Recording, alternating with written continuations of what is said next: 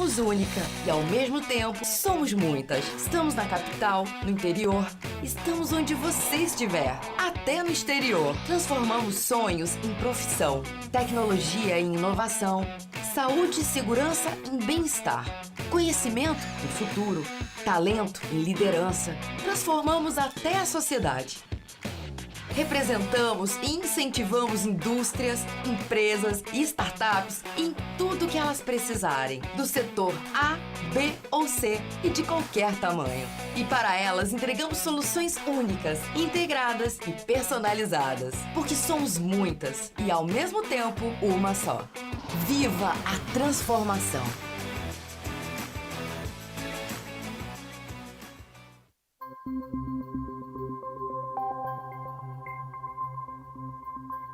Os oceanos são fundamentais para a sobrevivência do planeta. Regulam o clima, processam nutrientes e fornecem uma ampla gama de serviços ecossistêmicos, incluindo recursos naturais, energia, alimentos e empregos que beneficiam milhões de pessoas. É pelos mares e para os mares que a Ocean Pact existe. A partir de agosto de 2019, 2.000 quilômetros do litoral do Brasil foram atingidos por uma grande quantidade de petróleo cru. A Ocean Pact foi a campo atuar na mitigação do problema. Foi assim também há 10 anos, na explosão da plataforma Deepwater Horizon, no Golfo do México. Entender essa magnífica porção do planeta exige empenho, determinação e amor pelos oceanos. Sempre atuamos de forma segura e preconizamos o respeito ao meio ambiente como pilar ético fundamental. A Ocean Pact atua em 3 segmentos: meio ambiente, operações submarinas e logística e engenharia, investindo constantemente em inovação. A Ocean Pact só existe por causa da força de seus colaboradores. São 1.600 funcionários, 190 são oceanógrafos, biólogos ou engenheiros. Nosso time opera uma frota de 24 embarcações offshore e 41 embarcações portuárias.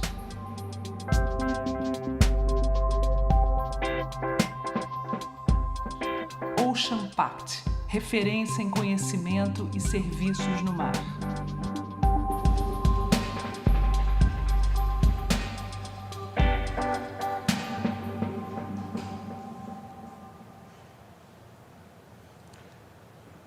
Boa tarde a todos. É com grande e imenso prazer que nós recebemos aqui hoje, junto aos nossos parceiros nessa iniciativa da Ocean Pact, todos vocês e os nossos convidados. Hoje é o segundo dia da série de eventos sobre a transição energética no ecossistema marítimo. No primeiro evento, no dia 6, nós falamos sobre as emissões desse ecossistema. Hoje nós vamos falar mais especificamente das soluções e de como a gente está trabalhando para descarbonizar esse ambiente. E no dia 4 de maio nós falaremos do papel da inovação nessa transição energética offshore. Então, agora eu passo a palavra para o meu companheiro nesse desafio de mediar esse debate em alto nível hoje, o Fernando Borenstein, diretor de Novos Negócios e Sustentabilidade do Ocean Pact. Boa tarde. Obrigado, Fernando. Boa tarde, Heber. Obrigado. Boa tarde a todos. É um prazer estar aqui num evento híbrido, né? Uma retomada. Então, uma satisfação muito grande estar aqui na Casa Firjan. Agradecer essa parceria com a Firjan, nessa série de 3 eventos, né, a curadoria que fizemos juntos, e acho que a gente conseguiu juntar importantes players, né, do mercado, empresas de grande porte, que têm esse desafio de descarbonização pela frente, e hoje, especificamente, a gente vai falar sobre as soluções de descarbonização nas diversas atividades marítimas. Hoje nós temos um evento híbrido não só na audiência, mas também em relação aos palestrantes. Nós temos 2 palestrantes que estão aqui presencialmente e 2 que estão remotos. Agradecer a presença de todos eles. A primeira pessoa que tem aqui para a gente conversar e escutar é a Isabel Ramos, gerente de mercados de carbono da Petrobras. Obrigado por estar aqui. O Diogo Sandi, gerente de segurança e sustentabilidade da Equinor. e 2 pessoas também que estão remotamente, né, Heber? Hoje nós temos nesse conceito híbrido o Rafael Tomé, diretor-geral Brasil e América Latina da Maersk, e o Ricardo De Luca, diretor de Energia e Renováveis do Porto do Açu. Muito obrigado, sejam bem-vindos também. Agora a gente vai passar a palavra para a Isabel Ramos. Antes disso, lembro a todos do YouTube que vocês podem enviar perguntas, que a gente vai, na medida do possível, ordenar aqui para fazer para os nossos convidados. Isabel, vou te passar a palavra, fica à vontade. Alô, bom, boa tarde a todos. Obrigada ao Ocean Pact e à Firjan pelo convite. É um prazer estar aqui representando a Petrobras. Feliz de estar presencial depois de tempos tão difíceis e num lugar tão bonito, né? A Casa Firjan aqui no Rio é um lugar muito, muito legal. Eu tenho uma apresentação de 4 slides, só para a gente guiar a gente aqui na nossa conversa. Se vocês puderem botar a apresentação.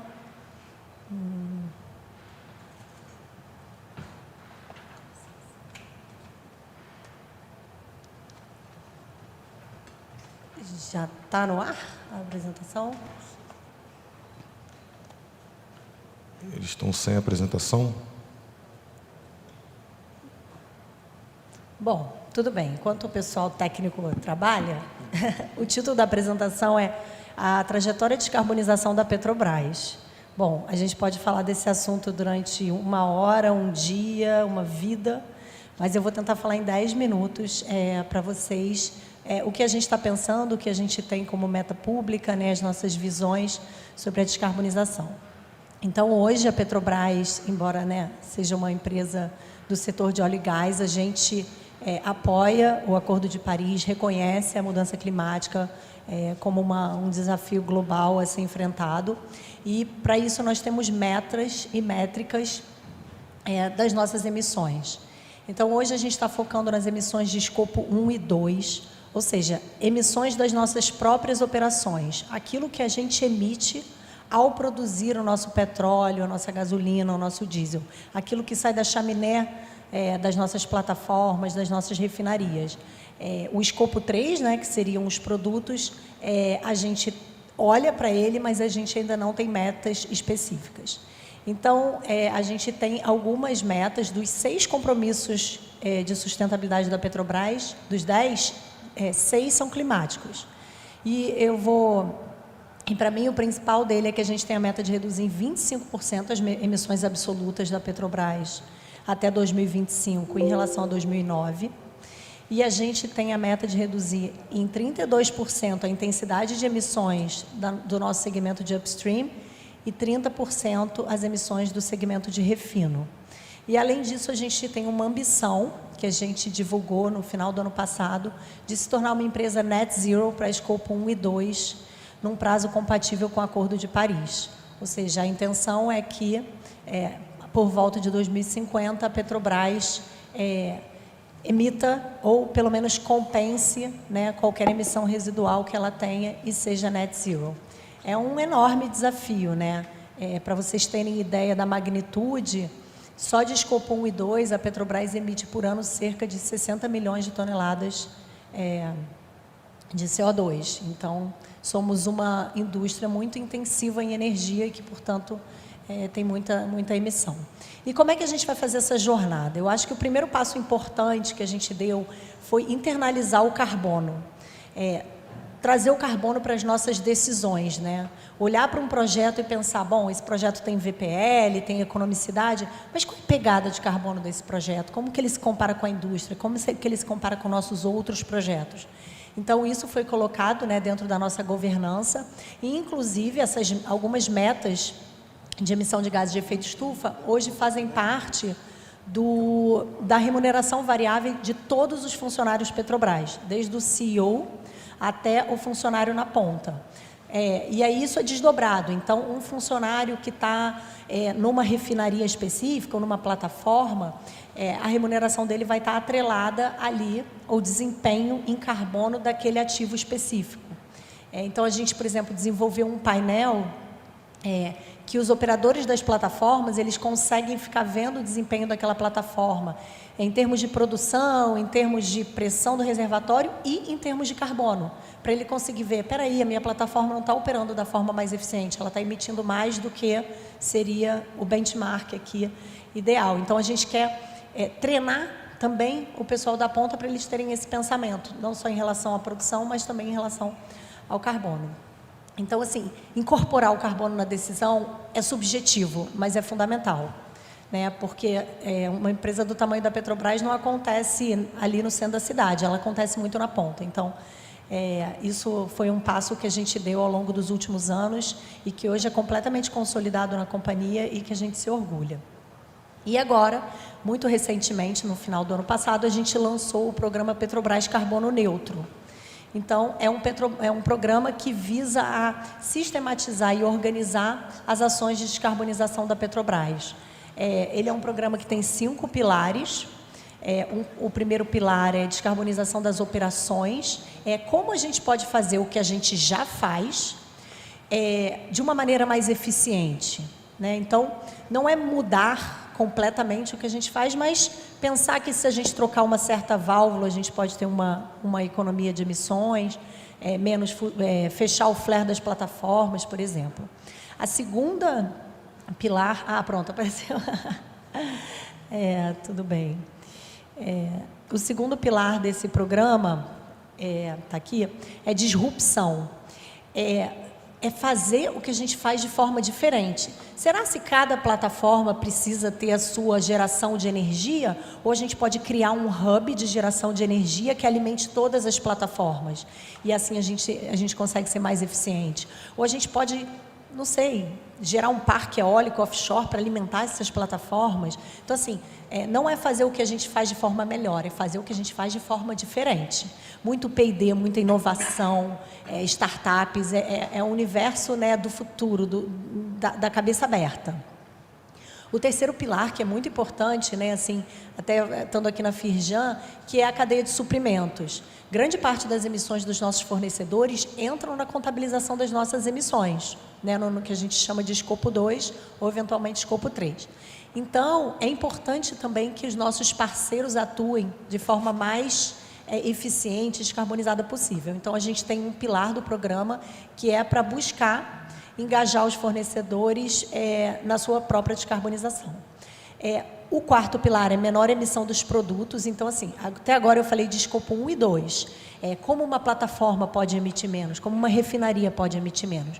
Mas a gente sabe que nós produzimos combustíveis fósseis que, na sua queima, emitem carbono, que é o famoso escopo 3, e, né, muito discutido. Então, assim, como que a gente pode criar um produto que, ao ser queimado, não emita tanto carbono, ou no seu ciclo de vida, como é o caso do etanol, a planta absorve aquele carbono, então, quando ele é queimado, na verdade, o ciclo de vida do produto tem uma emissão neutra.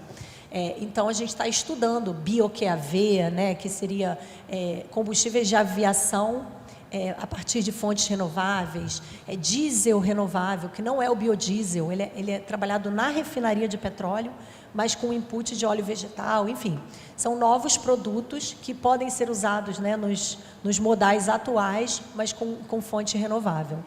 E o último é a remoção, né? Para quem acompanha as discussões climáticas, hoje em dia todos os cenários climáticos dizem que, além da gente parar de emitir, a gente vai precisar remover carbono da atmosfera. Então, a gente precisa tirar um pouco desse carbono que está aí, que ainda será emitido até a gente conseguir chegar num planeta net zero. E aí entram soluções baseadas na natureza, que seriam as florestas capturando carbono, manguezais, ou até tecnologias de captura de carbono, né, que a gente chama de CCUS, DAC, que é Direct Air Capture, que é realmente você capturar o carbono da atmosfera. Então, a gente também estuda e trabalha na remoção de carbono.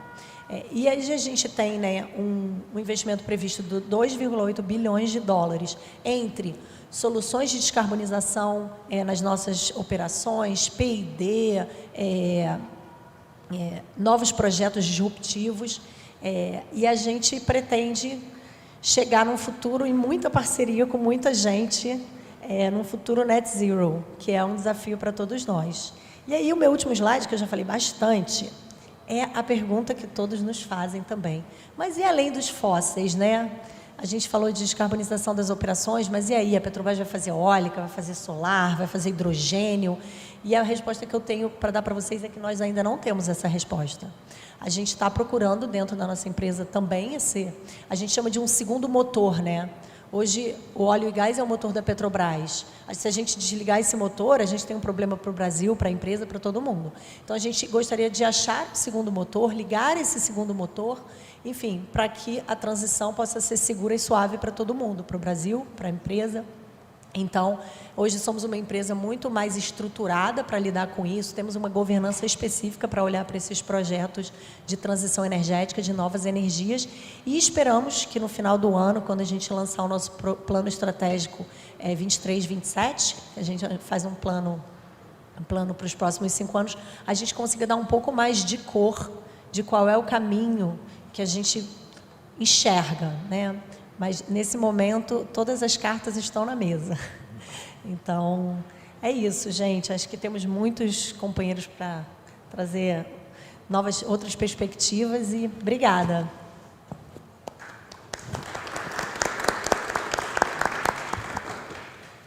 Obrigado, Isabel. Muito interessante mesmo, muita coisa interessante que você colocou aqui. A primeira que eu destaquei é realmente a inserção do carbono como uma variável, né, no processo decisório, mas também no processo de remuneração variável, né? E a visibilidade do desempenho em carbono em tempo real, isso parece uma coisa até educativa para todos os funcionários, para eles também, né, introjectarem essa questão da eficiência energética. E quando você coloca 5 pilares, né, de uma forma tão abrangente, a gente vê o tamanho do desafio, mas a gente também vê a quantidade de oportunidades que a gente tem aí, né? Não vai existir uma solução única, né? Vai ser um somatório de soluções complementares e incrementais. Então, acho que, pelo que eu entendi, realmente a Petrobras está atacando em várias direções, porque nenhuma delas sozinha vai conseguir resolver o problema. Muito legal. Passar a palavra agora para o Diogo, da Equinor, para fazer a sua apresentação. Diogo, a palavra está contigo. Obrigado. Boa tarde a todos. Você pode, por favor, colocar o slide? É sempre difícil falar depois da Isabel, né, que falou quase o tempo inteiro sem ver as notas dela. Eu não vou fazer isso. Eu estou com a minha colinha aqui. Tem muito número aqui para falar, então acho que é importante eu trazer os números corretos. Já sabe de cabeça, eu não cheguei lá ainda. Obrigado pelo convite, Fernando, a Firjan. É muito legal estar aqui falando na forma presencial, depois de muito tempo, fazendo a apresentação híbrida, né? Então, acho que eu até perdi um pouco o time, né, de falar presencial. Estou meio enferrujado, mas a gente vai assim mesmo. Tá com pessoas tão capacitadas, tão especiais. Meu grande amigo Fernando, que vai fazer perguntas bem interessantes e capciosas para mim, não tem a menor dúvida. Mas focando no ponto específico, esse tema ele é muito relevante, né? Ele é relevante, o problema está na mesa. Tudo que a Isabel falou está muito alinhado com o que a Equinor faz. Então, é capaz de eu repetir as mesmas coisas que ela falou e ficar parecendo chover molhado. Mas não, é que as empresas estão convergindo para o mesmo ponto. E isso é a parte interessante. Eu sou biólogo marinho de formação, então eu tenho um carinho, um afeto por esse tema de mudanças climáticas, principalmente no oceano. Isso ficou muito mais em evidência após a COP26, que botou uma pressão muito maior na gente, porque criou metas tangíveis ou reais para a redução de metano. Então, a pressão agora está na indústria de petróleo e gás, está na indústria de AIP, e a gente tem que achar a solução. A gente não pode empurrar com a barriga, a gente não pode deixar para amanhã, a gente tem que achar a solução. Eu sou biólogo, falei, né? Então, como quase todos os biólogos, eu adoro Charles Darwin, e eu gosto muito da teoria de evolução de Charles Darwin, que ele fala mais ou menos o seguinte: aqueles que melhor se adaptarem às mudanças serão aqueles que vão sobreviver a elas. E é exatamente sobre isso que eu vou falar um pouco hoje. Como a Equinor está se adaptando a esse novo ambiente, a essa nova realidade de um ambiente de baixo carbono. Agora, por favor, coloca meu slide aqui, porque senão eu vou ficar falando aqui até amanhã. Então, vamos embora. Eu vou usar minhas notas aqui. Agora, tem que copiar você. Mudança climática ele é um grande desafio do nosso tempo, né? Então, se a gente colocar isso em contexto, Fica para falar pelo barulho? Então, barulho aqui do fundo. Se a gente colocar isso em contexto, hoje, aproximadamente 10% da população mundial não tem acesso à energia. Se você considerar que, de acordo com a Agência Internacional de Energia, até 2040, a população mundial vai crescer 1,5 bilhão de pessoas, você tem isso como uma consequência, o aumento de energia, de demanda energética. Então, o desafio da nossa indústria, que é uma indústria de energia, sem esquecer que é de petróleo e gás, mas é de energia, é fornecer fontes de energias que sejam limpas, eficientes e, principalmente, acessíveis para todos, para esses 10% e para os demais que vão vir por aí. A Equinor já vem nessa transição, nessa busca há bastante tempo. A gente já vem trabalhando nessa adaptação, nessa nova realidade há um tempo. A gente tem metas bastante ousadas para a redução de CO2. Tá? Eu estou usando minha cola porque tem muitos números que estão no slide. Só que a nossa intensidade hoje, ela está na metade da média mundial. Então, a gente já começou de um patamar diferente das outras empresas. É muito mais fácil você cortar os primeiros 50%. Os segundos 50% é muito mais difícil. Então, nosso patamar está muito mais elevado. Assim como a Petrobras, a nossa estratégia é também ser líder em transição energética e atingir net zero em 2050, tanto em produção quanto consumo final, escopo 1 e 2. Mas a gente ilustra, a gente tem uma figura para mostrar isso, mas como é que a gente vai chegar em 2050 com net zero? Pode passar, por favor. Está comigo, perdão. Isso. Bem em timing. Como é que a gente vai chegar em 2050, né? Primeiro a gente vai, esse gráfico mostra essa queda de hoje até 2050. Primeiro a gente vai intensificar o carbono, a redução de carbono e atividade de upstream, que é o nosso motor, né? A nossa meta é chegar a 8 kg de CO2 por barril de óleo equivalente em 2025 e a 6 kg de barril de óleo equivalente em 2030. E aí eu reforço, a indústria hoje está 17, tá? E a Equinor hoje está em 9 alguma coisa. Tá? A gente busca ter operações globais neutras já em 2030, escopo 1, 2 e 3, sendo que o 3 vai vir através de compensação. Tá? A gente também vai acelerar investimentos em renováveis. A gente já espera ter, até 2030, entre 12 e 16 gigawatts de capacidade instalada na parte da Equinor, né, Equinor Share, e a gente focar também em CCS, que é sequestro e captura de carbono. Tem entre 15 e 30 milhões de toneladas já estocadas por ano até 2035. Tá? E, por fim, a gente vai investir ainda mais em energia renovável. A gente almeja ter 30% de todo o nosso investimento até 2025 em energias renováveis ou de baixo carbono e 50% em 2030. Mas como essa estratégia, como o Brasil se enquadra nessa estratégia global, né? Esse é o grande desafio. A Equinor tem 4 projetos hoje no Brasil, sendo 3 operados, que é Peregrino, Bacalhau e BMC-33, e um não operado, que é o Roncador. Claro que cada projeto tem suas metas individuais para reduzir CO2. A gente tem plano de ação, uns focam mais em eficiência energética, outros em novas tecnologias, mas todos têm um plano de longo prazo, focando em 2025 e 2030. A previsão atual é que a Equinor Brasil em 2025, a intensidade da Equinor em 2025 esteja entre 9 e 10 kg de CO2 por barril de óleo equivalente. Quando você pega isso e coloca Peregrino no meio, que é um campo de óleo pesado, esse número é bastante relevante. Eu tenho um campo de óleo muito pesado e mesmo assim eu vou ter uma intensidade relativamente baixa, que ainda é metade da média da indústria. E aonde entra Bacalhau, que é onde eu trabalho nesse projeto, nisso? Bacalhau é um projeto gigantesco, é um ativo de classe mundial, é uma das maiores descobertas das últimas décadas, tem reservas de 1 a 2 bilhões de barris. Ele é o maior projeto da Equinor atualmente fora da Noruega. Ele vai ter o maior FPSO do Brasil quando ele entrar em operação. Um pouquinho depois a Petrobras vai ter um pouquinho maior, mas quando ele entrar em operação ele vai ser o maior do Brasil, ou seja, isso somente já vai dar uma demanda energética muito alta. E aí você soma isso, que Bacalhau decidiu reinjetar todo o gás gerado nesse campo. Então você tem um FPSO gigante de 220 mil barris, com reinjeção total. Então, o campo em si tem uma demanda energética muito grande. E aí a pergunta que fica é, como é que eu faço esse campo ser um campo de alto valor, que ele é, pela capacidade de reservatório, mas de baixo carbono? Estou enrolado aqui. E aí tudo começa com a ambição do projeto. Tem que começar de cima para baixo. Como a Isabel falou, tem que começar da gerência para baixo.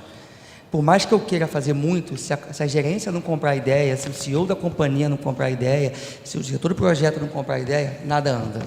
E aí a gente tem a ambição de ser líder na indústria de segurança, sustentabilidade e, mais importante, eficiência energética. Isso está no plano de desenvolvimento do projeto. E essa ambição ela é o pano de fundo de todo o projeto. Quando a gente fez o nosso base case, né, nosso conceito do projeto, as emissões do projeto estavam em torno de 13 milhões de toneladas durante a vida útil do campo, que dá mais ou menos 500 mil toneladas por ano. E a gente começou a se perguntar, se eu fizer isso, eu vou realmente ser uma empresa de um projeto de eficiência energética, uma referência? A resposta foi não.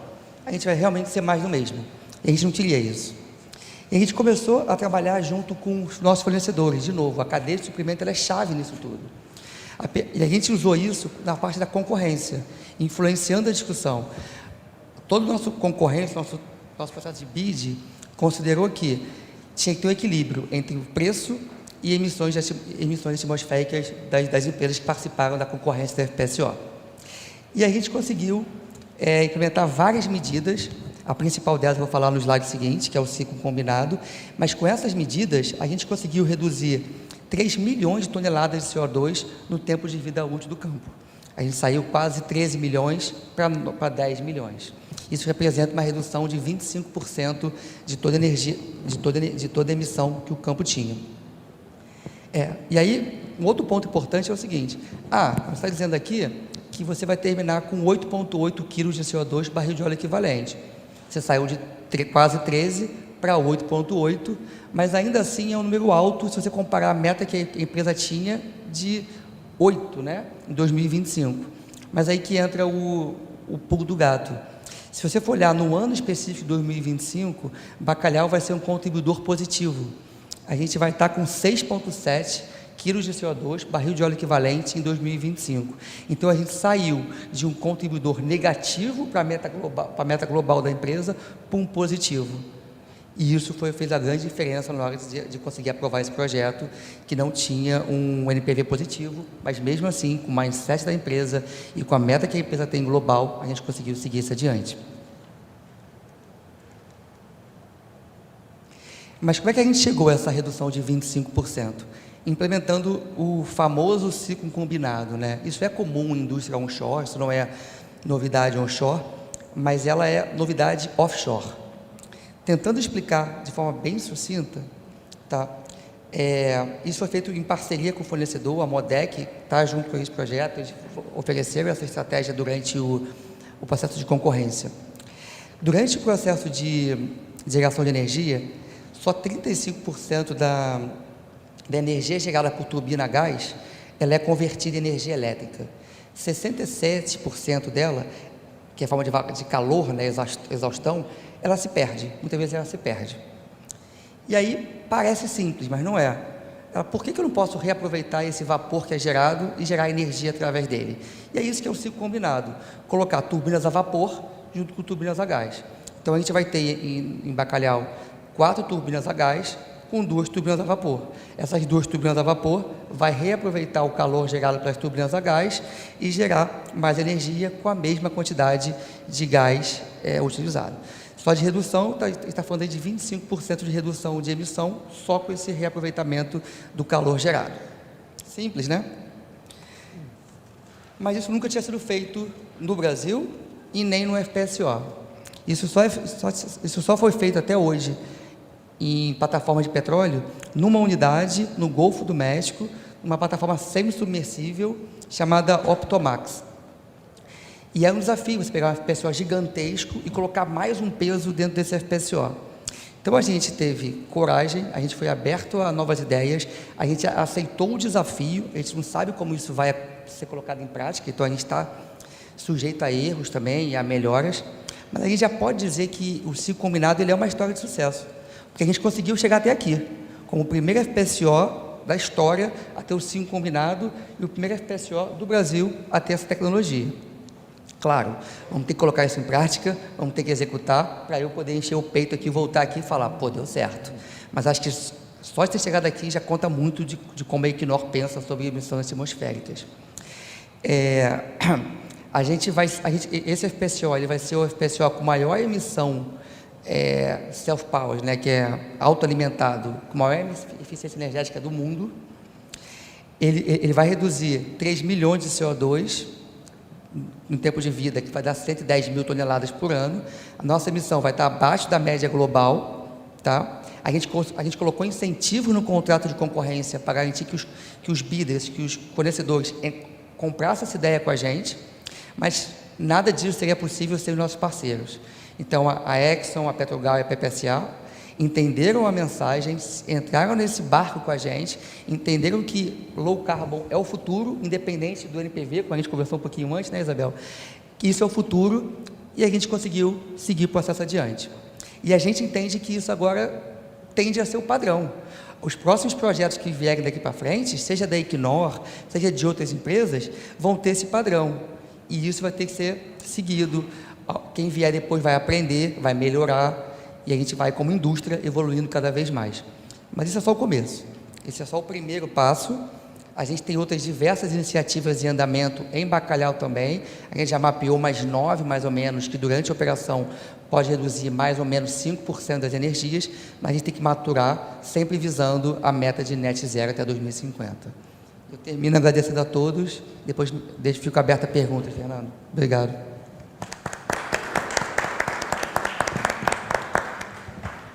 Excelente, Diogo, muito obrigado pela sua contribuição. Peço desculpas aí ao pessoal pelo delayzinho na apresentação, mas já resolveu, foram problemas técnicos. Agora a gente vai passar para o Rafael Tomé, que é da Maersk, que vai fazer uma apresentação, que está online conosco. Rafael, está com você a palavra. Obrigado, Weber. Boa tarde a todos. Espero que vocês estejam me escutando sem problema. Infelizmente, eu não pude estar presente aí ao vivo, mas estou virtualmente nesse novo mundo de 2022. Isso está se tornando cada vez mais normal, né?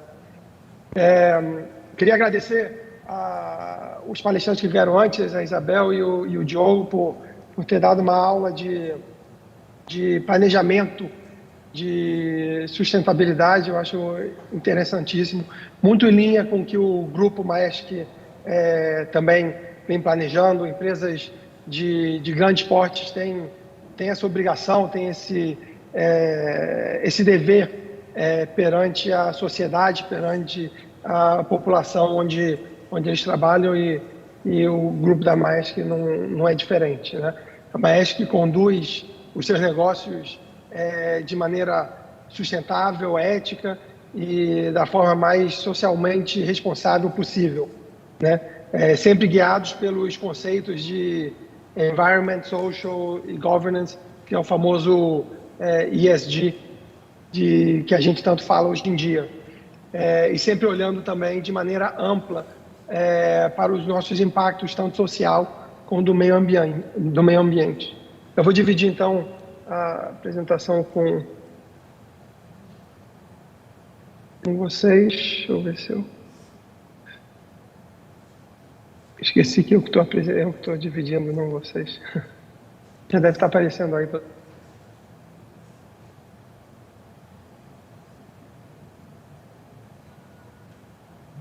Entrando nesse âmbito de ESG, vou dar uma apresentação de como que o grupo da Maersk vê o ESG.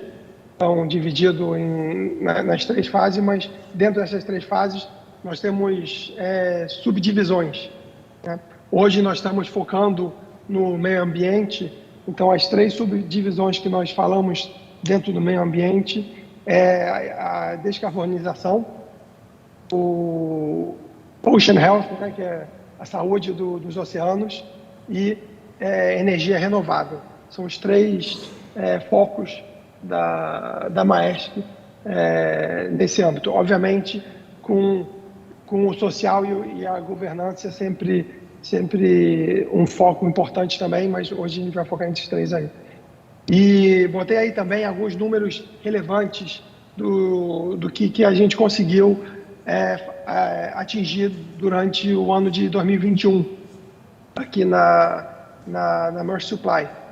Nós conseguimos uma redução de quase 16% na emissão de CO2 da empresa nesse ano de 2021, uma redução na intensidade de emissão de CO2 também, sempre focando, comparando com o início de nossas atividades nesse ramo que é nosso baseline de 2018.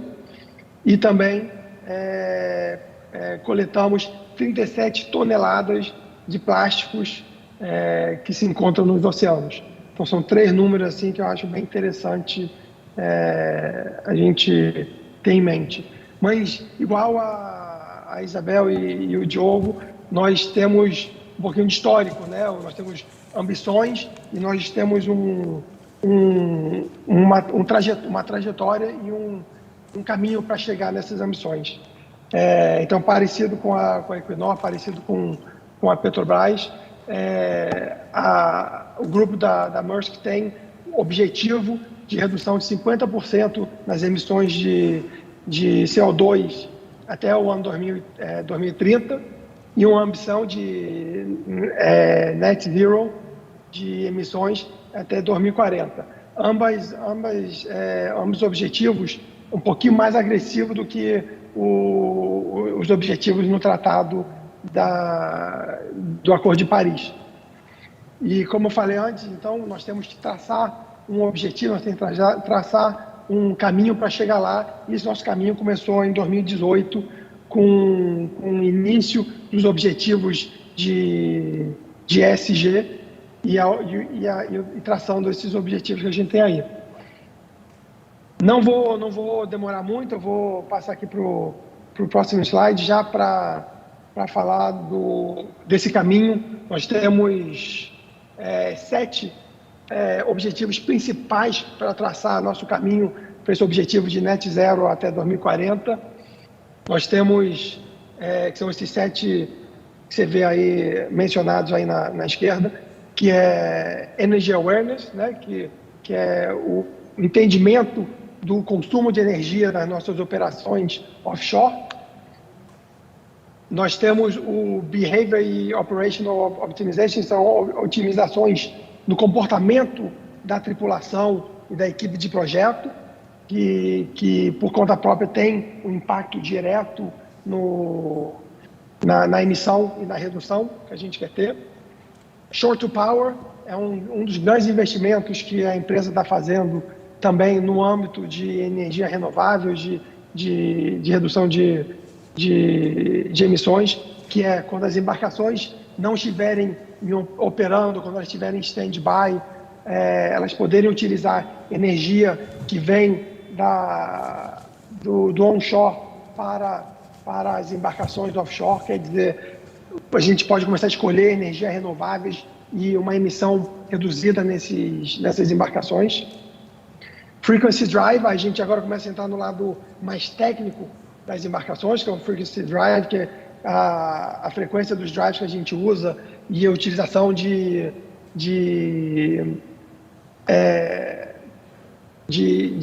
drives que são renováveis e que são, elétricas e diesel também.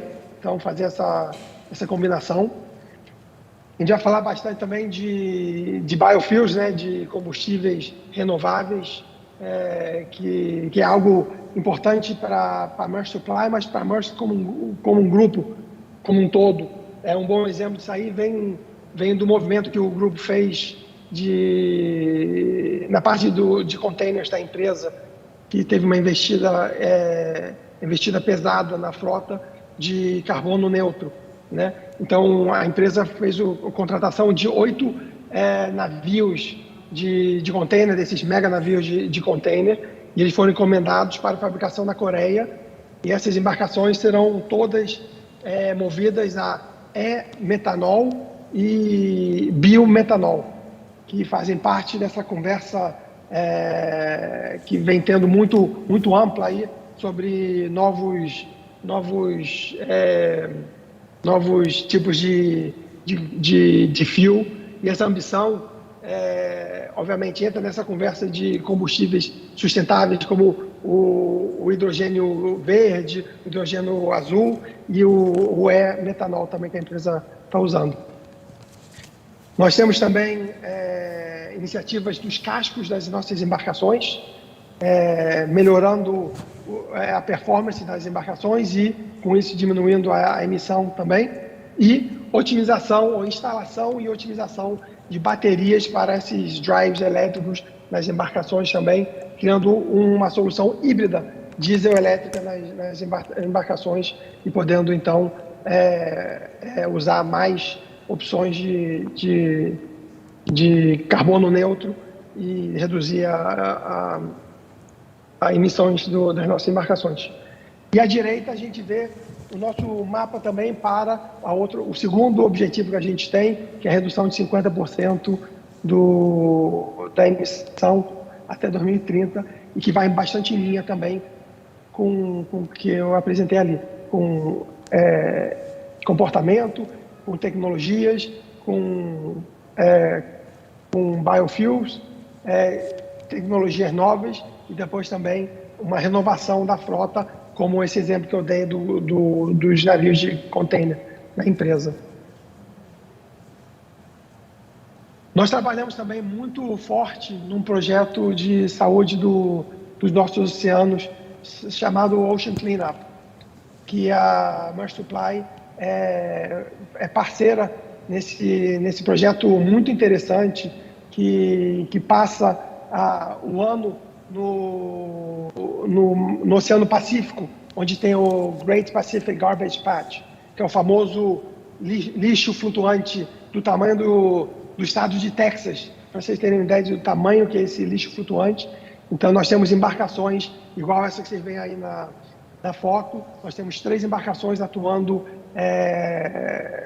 365 dias por ano na coleta desse lixo.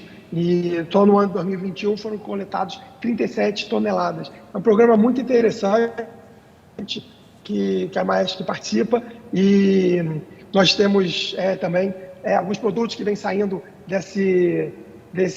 dessa campanha. Nós estamos agora criando uns óculos escuros para usar no verão e tudo mais, tudo feito do plástico recolhido e reciclado desse projeto.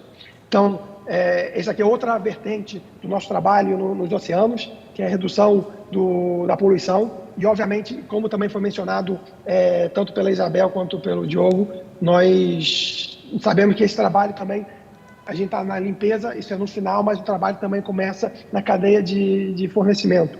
Então, os nossos fornecedores, nós temos um trabalho muito ativo com os nossos fornecedores de redução de single-use plastic.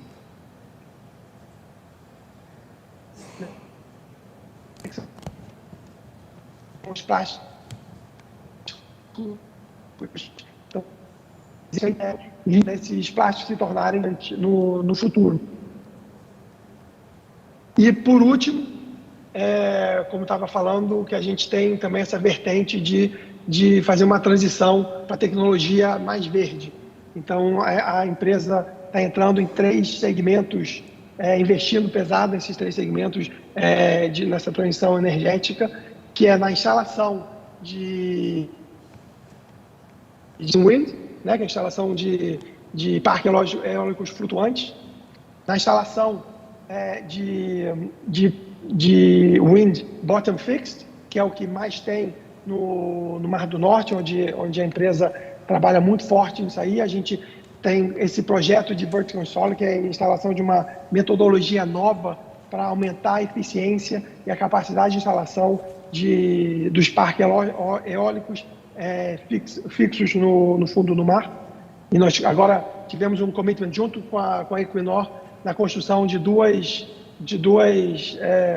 dessas embarcações que são específicas para instalação desses parques eólicos fixos no fundo do mar, para serem instalados uma vez que a embarcação for construída, para 2 parques eólicos na costa dos Estados Unidos. E por último, como eu mencionei antes também, o trabalho de Shore to Power, que é o desenvolvimento de novas tecnologias mais acessíveis para facilitar as embarcações quando estão em período de stand-by, de poder utilizar energias renováveis e não ficar queimando só diesel, que é o normal das embarcações quando tem nessa fase. Então, eu espero eu não quis entrar muito em detalhe, mas espero ter dado uma visão ampla dos três pilares da Maersk Supply nesse âmbito de meio ambiente e da redução da pegada de carbono da empresa. E eu convido vocês que tiverem interesse de entrar um pouquinho mais em detalhe, e tem aí o QR Code para darem uma olhada no relatório que saiu de 2021 de sustentabilidade da empresa, que é bem interessante e também fala das outras duas vertentes do ESG também. Então, convido vocês a entrar aí. Muito obrigado.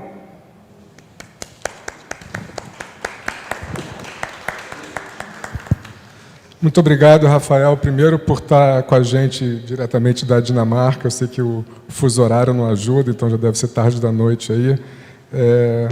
Mas, mais uma vez, né, a gente vê como uma indústria de difícil descarbonização precisa se reinventar e inovar e pensar em diferentes soluções que, combinadas, vão conseguir nos ajudar a chegar no objetivo. A gente no Ocean Pact também trabalha nesse setor e a gente também está mais ou menos nessa mesma linha, trabalhando com muitas embarcações em diesel elétrico, temos estudos de hibridização de algumas das embarcações também, com a instalação de baterias para reduzir o consumo de combustível, e algumas outras iniciativas também, como roteirização inteligente, em função das condições meteorológicas, você melhora as suas rotas, com isso você reduz a quantidade de combustível consumido. Então, estamos numa indústria que realmente nos coloca muitos desafios, mas a inovação está nos ajudando a encará-los de frente, né? Muito obrigado, Rafael. E agora a gente vai ouvir o Ricardo De Luca, diretor de energia do Porto do Açu, para fazer a sua apresentação. A gente vê o Porto, na verdade, com duas funções, né? A primeira, a descarbonização das suas próprias atividades, mas também como um grande viabilizador da descarbonização de outras indústrias, né, Ricardo? Então, a palavra está contigo para você apresentar para a gente. Obrigado. Obrigado, Fernando. Obrigado, Heber, Isabel, Diogo, Rafael. É um prazer dividir com vocês aí o painel e a todos os convidados da Casa Firjan e a Casa da nossa indústria no Rio de Janeiro. Queria estar presente também como Rafael, mas estou numa viagem de trabalho e estou com um problema de internet também, então pode ser que ter alguns breaks aí no meio, desculpe aí antecipadamente. Eu acho que eu não vou nem fazer a apresentação PowerPoint, eu vou direto na narrativa aqui para explicar um pouco o que é o Porto está fazendo aí para ajudar, né, nessa descarbonização aí, nessa transição energética que é tão falada e tão esperada.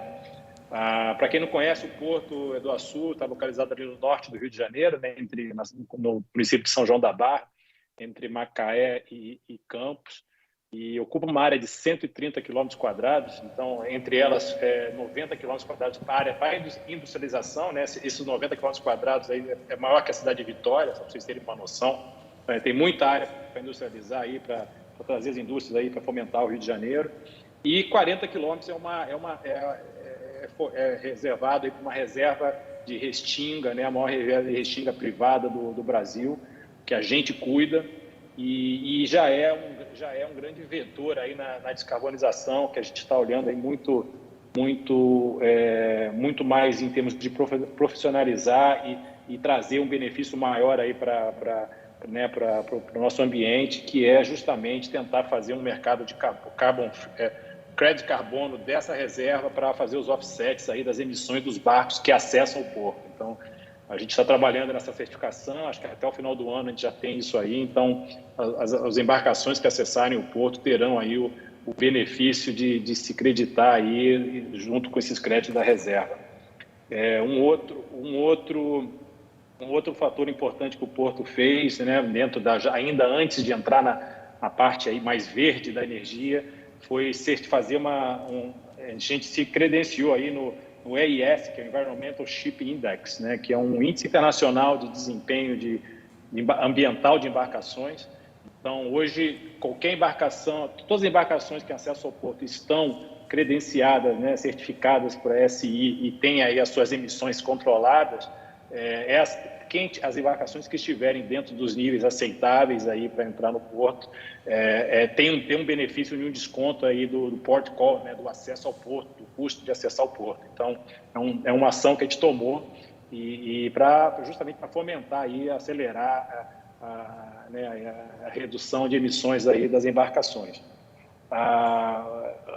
Indo um pouco aí para a parte mais verde, né? O Porto hoje é um playground, a gente brinca, né, na parte de transição energética. Então, a gente está atuando tanto em vários projetos, né, projetos de hidrogênio verde, eólico offshore, solar. Então, a gente, acho que passando um pouco aí a gente acabou de fazer um estudo de um full visibility, né, de uma viabilidade de uma planta de hidrogênio no Açu. É viável e tem vários vetores aí para a gente sair, para poder realmente estimular aí a produção desse novo mercado de hidrogênio aí que é tão falado, que a Europa tanto está buscando, a Ásia, né, para poder substituir o gás, substituir os combustíveis fósseis. Então, a gente vem trabalhando muito forte, já temos alguns MOUs assinados. O hidrogênio verde, para quem não sabe, é feito da eletrólise da água, né, muita água com energia renovável. Então, nós temos muita água no Sul, né, muita água disponível e também energia renovável chegando.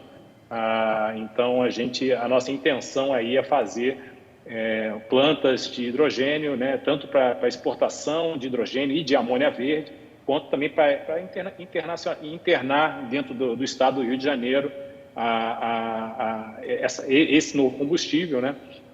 E também ter uma planta de fertilizante aí verde, né, dentro do porto para abastecer o Brasil, que hoje que importa 90% aí dos fertilizantes aí para a nossa agricultura, né? Então, a gente é totalmente dependente aí de Rússia. Então, aí, acho que é um mercado que vai mudar bastante agora. E falando de energia renovável, né, como suprir isso, hoje temos aí, junto com a Equinor, aí, desenvolvendo uma planta solar dentro do porto, uma planta solar de 200 mega, já licenciamos, estamos avançando aí nas discussões contratuais aí de desenvolver a planta. Então, acho que é o primeiro grande projeto verde dentro do porto, já saindo do papel. Né? A eólica offshore, acho que está na moda agora. O nosso se beneficiou pela localização também e privilegiada e acabou aí ficando na frente do terceiro melhor vento do Brasil.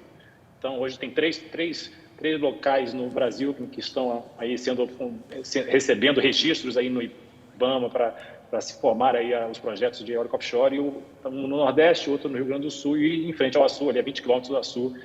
É uma região de um vento muito importante, muito bom para essa indústria. Então, a gente já tem 12 projetos pré-registrados na frente do Açu no IBAMA.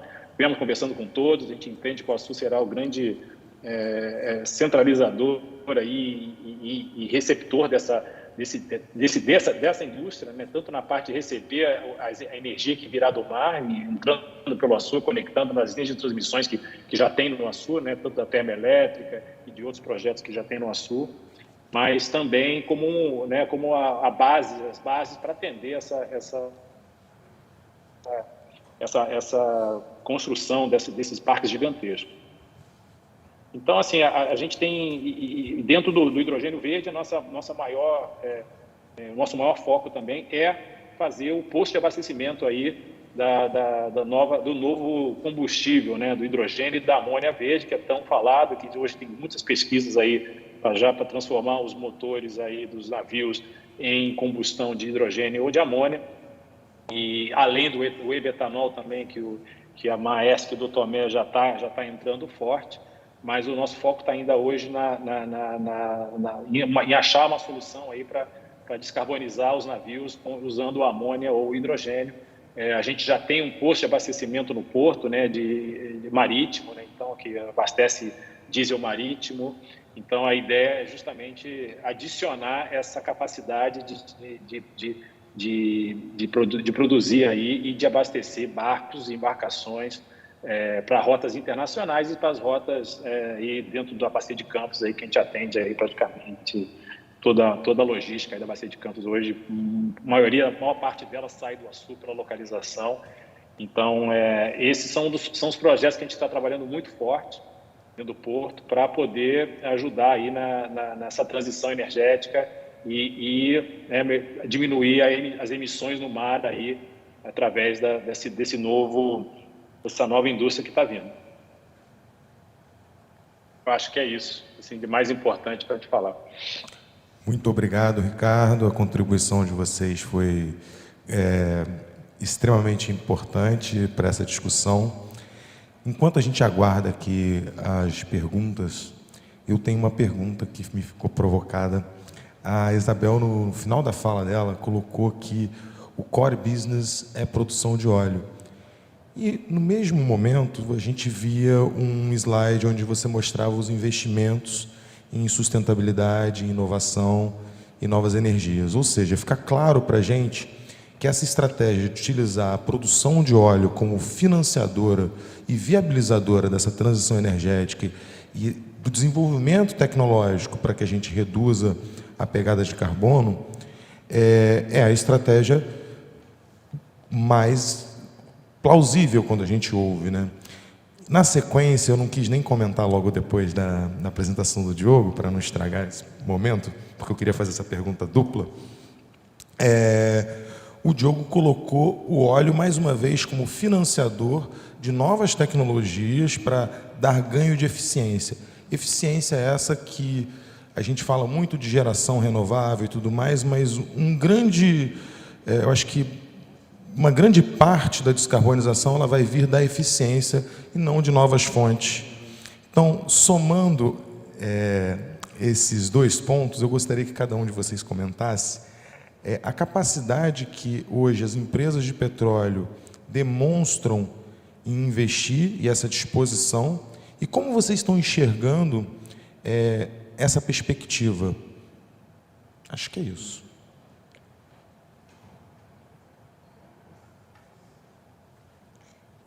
Alô? Bom, obrigada pela pergunta, né? Uma provocação.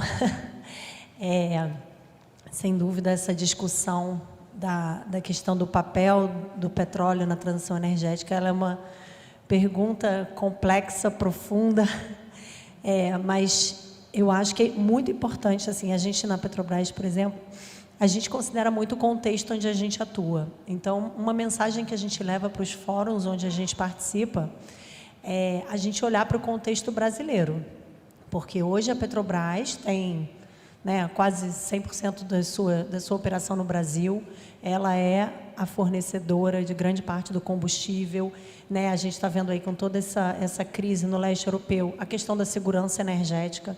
Então, imaginem vocês se a Petrobras decidisse, nós vamos ser verdes, chega de petróleo, a partir de amanhã a gente não produz mais uma gota de fóssil. O Brasil ia parar. Então, assim, a gente é muito vocal de que a transição tem que ser responsável. Então, eu acho que no Brasil você tem dois pilares importantes. Um, que você tem, né, uma grande parte da emissão no Brasil não é do setor de energia. Então, hoje, por exemplo, a matriz elétrica do Brasil é 85% renovável. Esse é o sonho europeu para 2050. Quando a Europa concluir a sua transição, for net zero, estiver maravilhosa, ela vai ter uma matriz parecida com a que o Brasil tem hoje. A nossa matriz energética, não só elétrica, tem quase 50% de renováveis, porque a gente já fornece muito subsídio para a descarbonização, através do etanol, através dos programas de biodiesel. Então, assim, isso tem que ser levado em consideração, de que o Brasil, de que a população brasileira já paga, já fez um grande caminho de descarbonização, isso tem que ser levado em consideração.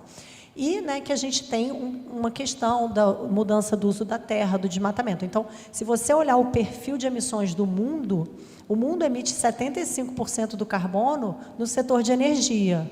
Isso, no Brasil, é menos do que o que você emite de mudança de uso da terra, né, de desmatamento, enfim, agricultura. Então, a gente tem que botar isso. E outro ponto muito importante é que o petróleo, ele responde por uma grande parte da arrecadação do Brasil. Então, a gente tem que cuidar de que nós temos aí também, né, uma responsabilidade fiscal. A gente está vendo, né, como o preço de combustível, o preço da energia afeta a vida de todo mundo. Então, para a gente, a questão da segurança energética é fundamental, né? Fazer essa transição de forma justa, responsável. O Diogo, né, abriu a fala dele falando disso, e eu acho que reverbera muito com o que a gente pensa. Então, hoje a gente olha e fala, olha, nós queremos ser parte da solução. Nós temos alta capacidade tecnológica, alta capacidade de investimento, pessoas qualificadas, conhecimento de várias regiões. Vamos usar isso para ajudar, né, a construir políticas públicas eficientes, participar do debate de forma construtiva, usar a nossa tecnologia e nosso poder de alcance para estimular o ambiente inovador. Então, assim, porque durante um tempo, assim, acho que nos debates climáticos, o setor de óleo e gás ele foi demonizado. Nós não queremos vocês participando da conversa, mas essa conversa precisa acontecer, né, com todo mundo.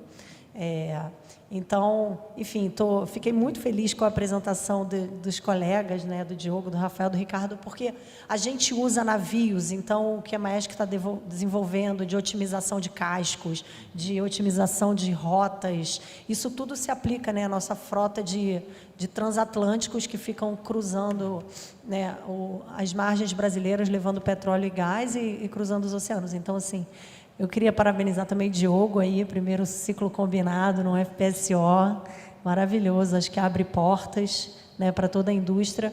E é isso, acho que é uma jornada, é muito louco, né, porque a pandemia e o problema climático, ele é um problema humanitário coletivo. Então, assim, né, acho que pela primeira vez todo mundo torce para o concorrente, para o coleguinha. Se a Equinor desenvolve uma nova tecnologia e caminha, isso, né, ajuda a Petrobras. Então, é isso. Eu acho, a gente hoje está muito aberto ao diálogo e a gente quer ser muito parte da solução. Eu acho que essa é a nossa mensagem. Preciso falar mais alguma coisa? Não, mentira. Na verdade, acho que se a gente for pensar, a gente converge em muitos pontos, né? Lógico, o contexto é diferente. A Petrobras, quando fala Petrobras, empresa nacional, com uma responsabilidade que ela tem em frente ao país, e a Equinor, que é uma empresa europeia, norueguesa, que já partiu de um ponto talvez mais avançado, o contexto muda, mas o fim é o mesmo, a gente quer a mesma coisa. E eu sempre falo que em sustentabilidade a gente não é concorrente em nada, a gente é parceiro. Então, aquilo que a gente consegue aprender, evoluir, a gente tem que compartilhar. Porque o futuro global depende da gente, depende de vocês como cadeia de suprimentos.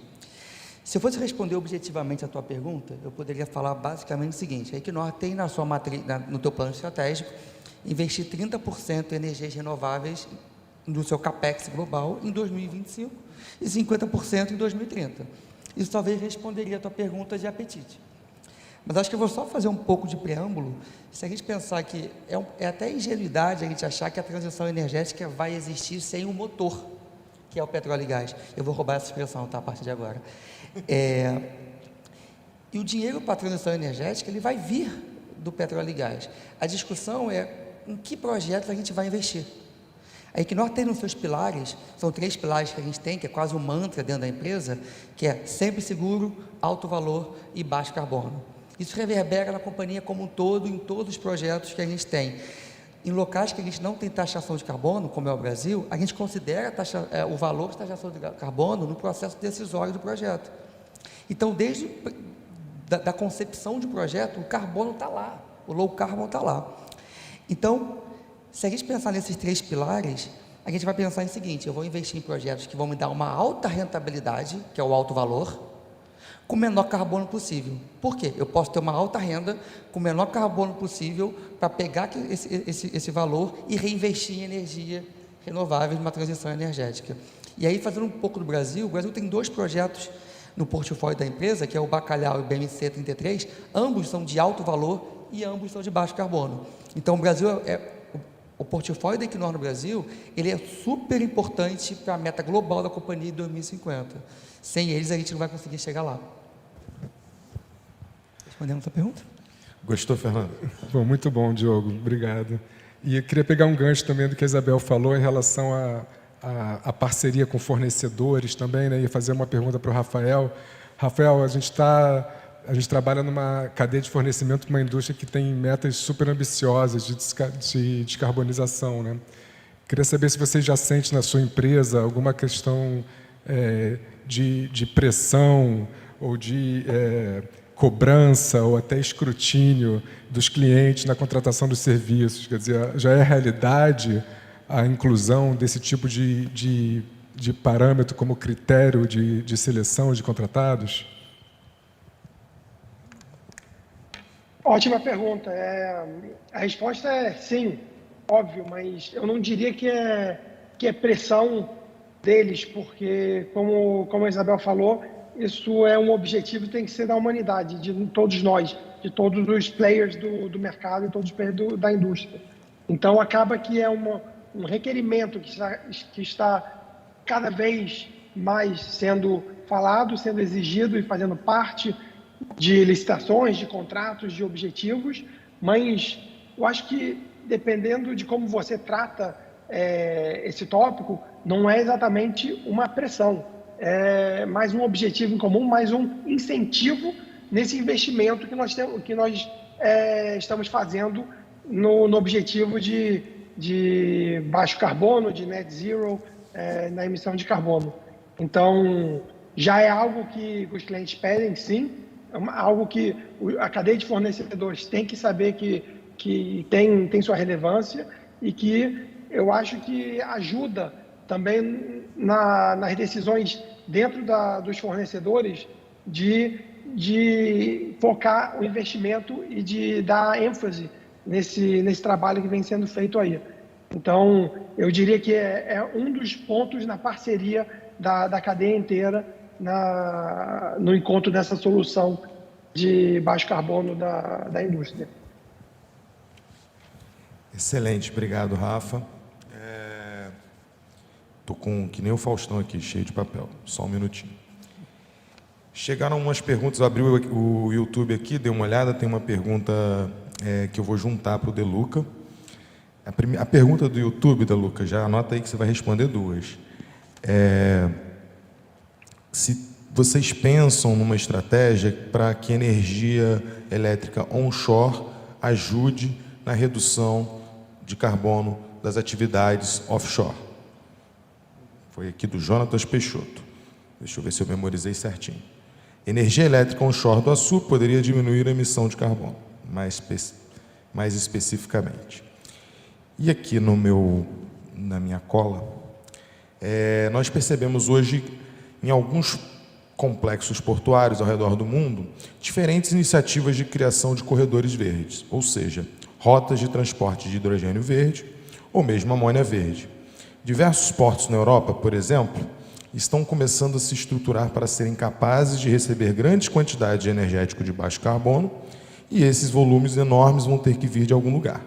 Nesse contexto, o Porto do Açu está enxergando essa oportunidade e como? Esse como foi o que adicionei. Obrigado, Bispo. As 2 perguntas aí super pertinentes. Eu vou responder a primeira. Sim, a gente está pensando em utilizar as energias onshore. Então, a gente tem 3 possibilidades hoje. Uma é a própria termoelétrica a gás, né? Nossa, provida a LNG, né? Então, já seria aí já tem muitas embarcações sendo transformadas em LNG. Então, essa seria já uma possibilidade real, né? Esse gás já está no Açu, já está estocado no Açu. Então, aí é uma questão aí de tempo de a gente desenvolver aí um posto de abastecimento, entre aspas, mas fazer esse offload do LNG para as embarcações que vierem a ser transformadas. E a segunda é usar a própria energia que vai ser gerada no projeto solar nosso e também do próprio grid, né, da energia do grid que vem, da energia renovável que vem do Nordeste, que vem de Minas Gerais, que chega no Açu. E também a gente está trabalhando muito intensamente com essa possibilidade de justamente fazer as plantas de hidrogênio através dessas duas energias combinadas, e aí você ter a disponibilidade de fazer aí toda a parte de hidrogênio líquido e amônia verde líquida para poder abastecer os barcos que serão transformados em hidrogênios aí, que a gente acredita que a partir de 2030 já terão esses barcos sendo abastecidos com amônia e hidrogênio.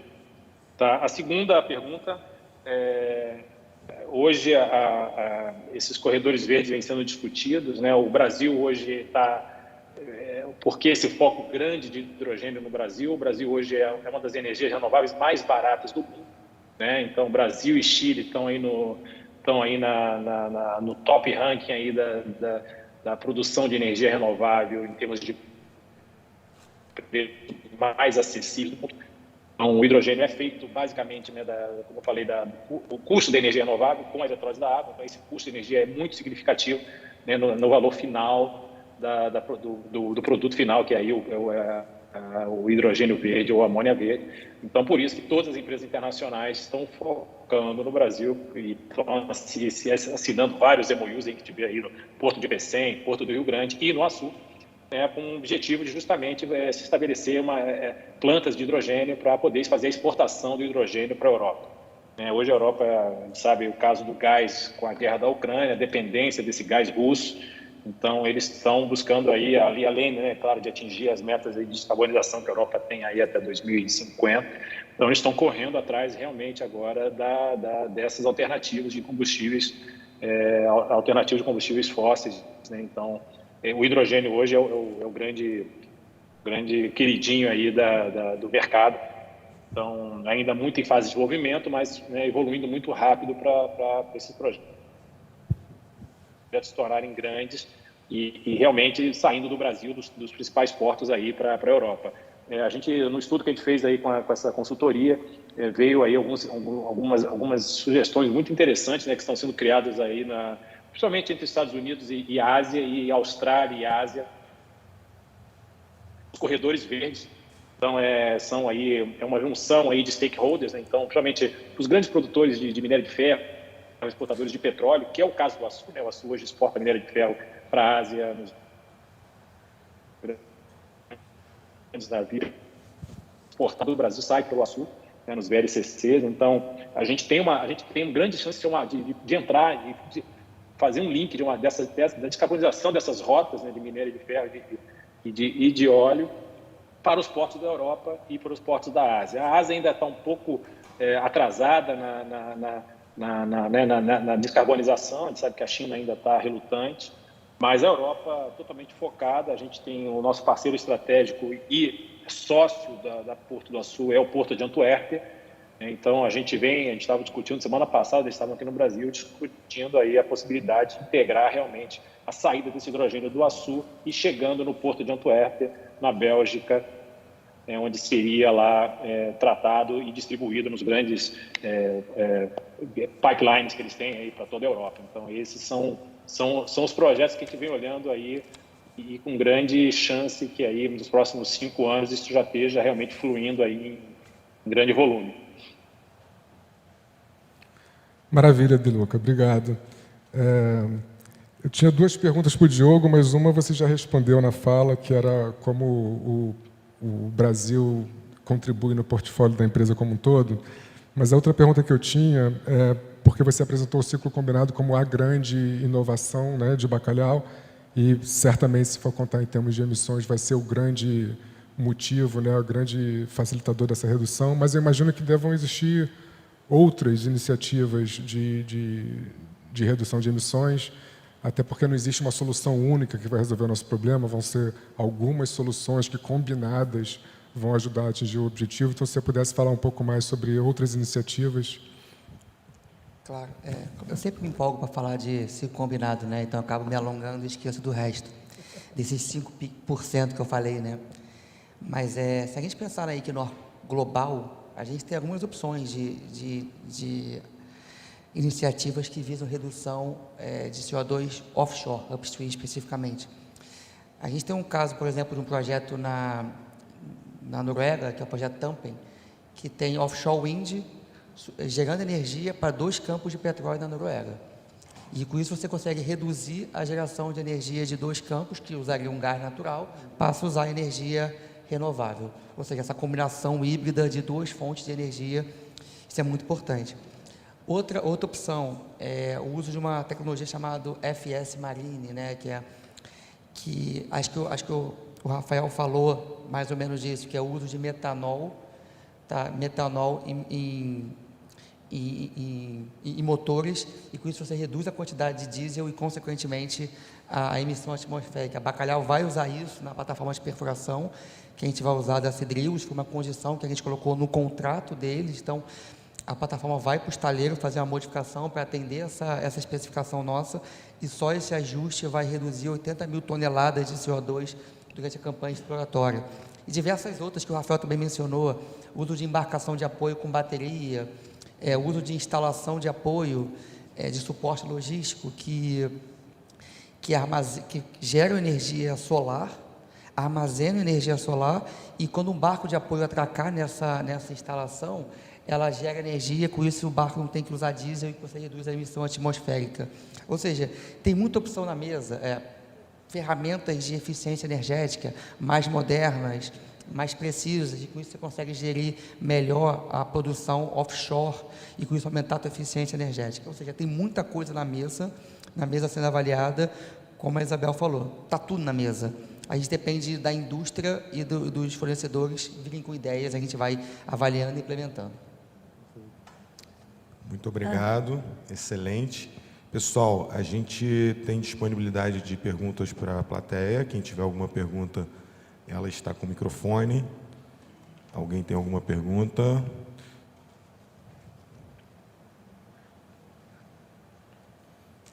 A plateia gostou. Um de cada vez. Um de cada vez.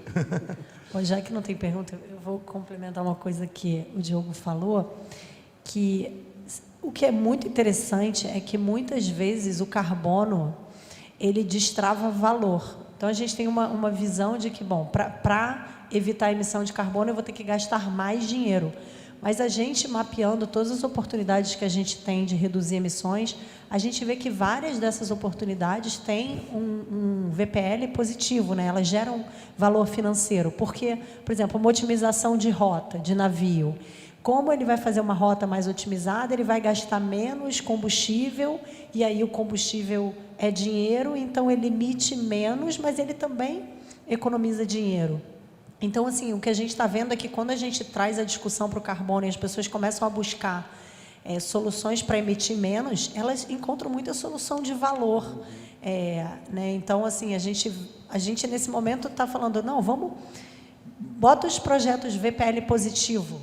E tem muito projeto VPL positivo de eficiência energética, né? Por exemplo, metano, que foi algo que o Diogo mencionou. Metano é gás natural. Então, se eu tenho um metano vazando na minha válvula, na verdade, eu estou perdendo produto que eu podia estar vendendo. E eu estou não só jogando esse carbono como atmosfera, mas desperdiçando o meu produto. Então, se eu botar um drone que faz um mapeamento infravermelho dos vazamentos de metano e eu consigo ir lá e consertar essas válvulas com mais rapidez e eficiência, eu estou perdendo menos produto e, obviamente, emitindo menos carbono. Mas, enfim, né? Então, essa questão da geração de valor também, né, tem destravado muito valor, a questão do carbono.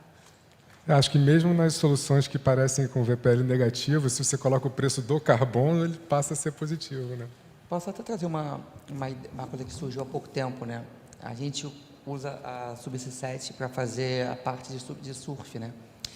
De Subsea. E eles vieram um case para a gente de mudar todo o transporte de tubulação, nada a ver com offshore, tá? Mas onshore, todo o projeto do transporte de tubulação, trocando de caminhão por trem. Só essa pequena mudança gerou uma economia de 18 mil toneladas de CO2. Isso foi por uma atividade deles. Eles decidiram fazer, eles avaliaram o risco e mostraram para a gente. E aí, posso? Claro, segue. Eu acho que isso é o legal, assim, é a gente pensar fora da caixa, é a gente entender que a gente não está vivendo numa caixinha só, que tem que repetir o mais do mesmo. Vamos vir com ideias novas. Não existe ideia louca, né? Então, assim, vamos botar em prática, errar, acertar, pensando no prol de todos. Maravilha. Ó, tem uma pergunta ali e tem outra aqui.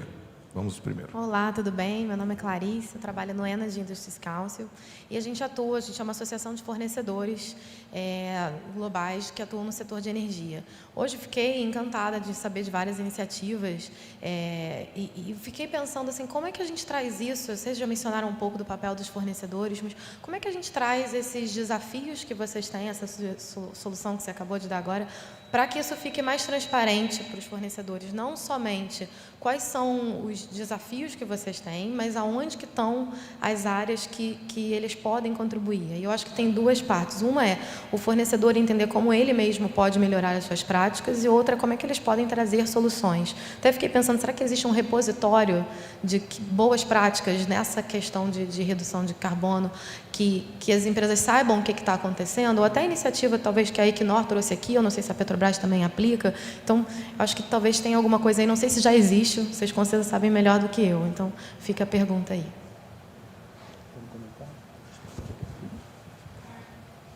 Ideias são sempre bem-vindas, né? Eu vou falar pela Equinor especificamente, a gente tem dois caminhos. A gente tem uma área específica que é de pesquisa e desenvolvimento na Equinor, que tem uma pessoa responsável. Então, o seu projeto de pesquisa que pode gerar valor para a empresa, esse é o caminho adequado. Então, eu posso passar o contato depois dessa pessoa, você pode procurá-la. E se for fornecedor especificamente, o canal é sempre via setor de contratos. Então, tem no site da empresa, tem lá o contato do setor de compras, ou de PSA, que a gente chama, né? Que é Procurement. Você pode mandar mensagem, vão te responder, e você vai marcar uma reunião para apresentar. Seja um serviço, seja uma ideia, e aí dali ele vai dar um encaminhamento dentro da empresa. Mas, por favor, não deixe de ir. Assim, acho que, de novo, ideia boa é sempre bem-vinda. Bom, tem uma... Deixa eu só complementar ali a pergunta dela. Esse desafio que vocês sentem, a gente também sente. Não é que a gente tem, né, mapeado todos os fornecedores e as soluções. Então, às vezes, em alguma iniciativa, por exemplo, a Petrobras participa da Oil and Gas Climate Initiative, é uma iniciativa internacional de várias petroleiras, que a Equinor é uma das nossas parceiras. Outro dia, a gente contratou um estudo para mapear tecnologias disponíveis para, enfim, metano. Enfim, a gente, às vezes, contrata uma consultoria para ela fazer o que a gente chama... tem um nome, mas eu esqueci agora, que é tipo um apanhado geral do que o mundo está fazendo, quais são as últimas coisas. Porque esse repositório ideal, ele não existe. E a gente, como Petrobras, está tentando se organizar, por isso que uma das frentes do programa Petrobras é suprimentos, né, cadeia de fornecedores, para a gente ter ali um ponto focal, né, um ponto de entrada. Alguém que está vendo as necessidades dos fornecedores, pensando como botar isso nos contratos, numa licitação. Como é que eu posso estimular ou remunerar o meu fornecedor que tem uma pegada mais baixa? Né? Como é que eu faço para ele ganhar a licitação e não o que tem a pegada maior? Hoje em dia, eles competem de igual para igual, né? Muitas vezes é só uma questão de preço. Então, enfim, a gente está pensando como botar isso nas licitações, como mapear isso. Então, o programa Carbono Neutro tem o objetivo de nos estruturar para também ajudar, né, a receber essa cadeia de fornecedores e esse diálogo de forma mais organizada. Então, enfim, é uma jornada, não está pronto, mas a gente está trabalhando, mas, enfim, ideias, projetos. Eu tenho um fornecedor que tem um projeto de captura de CO2 com algas. Gente, aparecem várias coisas. Isabel, você pode receber, isso tem a ver com a sua área, a gente recebe, manda para o centro de pesquisa, mas também a ideia é que tenha isso mais estruturado, mas acho que o meu e-mail não estava no final da apresentação, mas a Firjan tem, pode passar para vocês. Tá bom. Obrigado, Isabel, desculpa. Eu até mudei a posição aqui porque eu estava com dificuldade de enxergá-los. Por favor. Boa noite, André Leite, sou da Equinor, colega do Diogo. Eu queria fazer uma pergunta para você, Isabel. Pelo que eu entendi da estratégia de descarbonização da Petrobras, um dos elementos é Nature-Based Solutions, né? Você podia elaborar um pouquinho, dizer que tipo de iniciativa vocês antevêm e qual seria, se você tem uma estimativa de qual o percentual que NBS traz para dentro do quadro total de descarbonização, quantos por cento é representativo, não é? Tem que evitar muito desflorestamento para conseguir um pouquinho, enfim, dá uma ideia de ordem de grandeza desse elemento na estratégia de descarbonização. André, obrigada. Eu estava falando com o Diogo que admiro muito a Equinor, assim, acho uma empresa muito de vanguarda nas questões de sustentabilidade. E ele me perguntou sobre Nature-Based Solutions, que são soluções baseadas na natureza. É como a natureza pode nos ajudar a resolver a questão climática, né? E aí um exemplo claro são as florestas, né, que capturam carbono. Uma árvore fixa carbono ali no seu tronco, na sua folha, nas suas raízes. Então, e aí muitas empresas, por exemplo, vão plantar florestas e usar esse carbono removido para compensar suas emissões, né? Por isso que a gente fala que é net zero, zero líquido, não é zero absoluto, porque dificilmente a gente vai conseguir não emitir nada. Bom, hoje, nas metas da Petrobras que eu mostrei, a gente não considera nada de offset, ou seja, nesse momento a gente não considera compensação. Mas a gente está se estruturando para ver se com a aplicação de offset a gente consegue ter metas mais agressivas ou ambições, né, caminhar mais.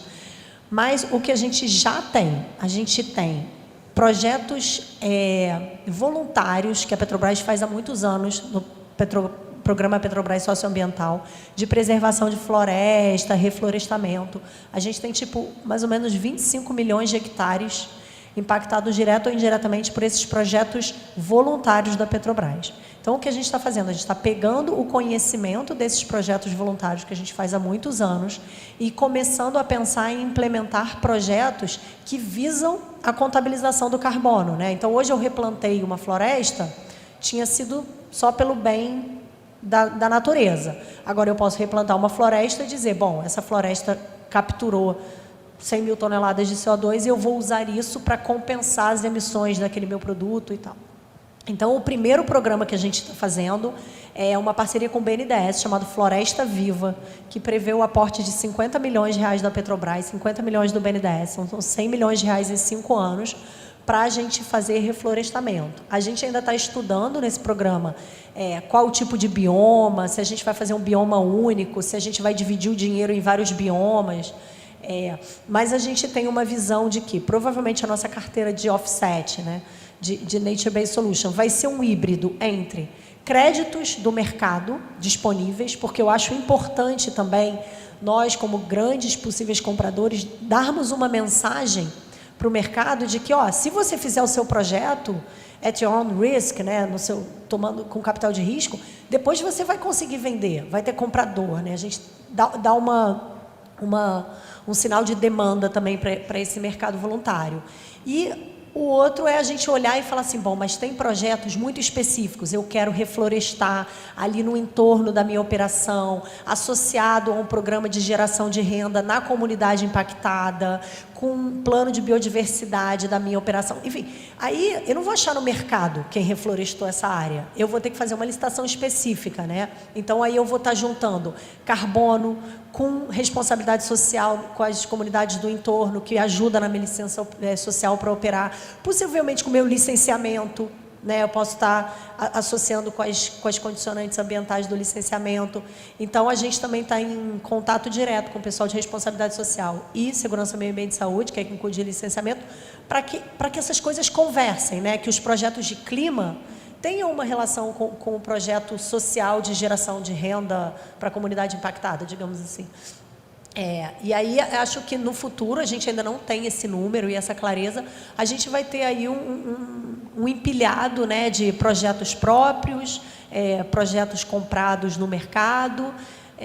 Eu também tenho uma visão, por exemplo, eu acho que faz parte do nosso papel pegar biomas que não são atrativos, ou que são difíceis, ou que, por exemplo, manguezais. Os manguezais, eles têm a contabilização do carbono subestimada. Ele fixa muito mais carbono do que as metodologias, que são muito inspiradas em floresta, consideram. Então, cara, será que a gente não tem que fazer projeto de manguezal com o desenvolvimento de metodologia, né? Assim, também alavancar esse universo do mercado voluntário, do Nature Based Solution, assim, usar o nosso capital e o nosso tamanho para desenvolver, para alavancar, principalmente em biomas que não são tão mainstream, digamos assim, né? Então, a gente está aí pensando muito, assim, a gente está desenvolvendo a nossa estratégia, estamos animadíssimos. Quem tiver ideias, projetos, a gente está aberto. Inclusive, se vocês tiverem ideias aí de NBS no Brasil, para a gente conversar. Já saiu aqui uma reunião. Muitos frutos. Infelizmente, acaba rápido. Temos mais uma pergunta, mas eu já vou adiantar aqui, logo após a resposta dessa pergunta, para a gente cumprir os horários e tudo mais, eu vou pedir que comecemos as considerações finais de todos os convidados, finalizando com o meu colega Fernando. Tá? Por favor, a pergunta. Boa tarde, meu nome é José Paz, já trabalho há muito tempo na área marítima, né? E eu fico muito feliz de ver essa solução usando a turbina a gás, né?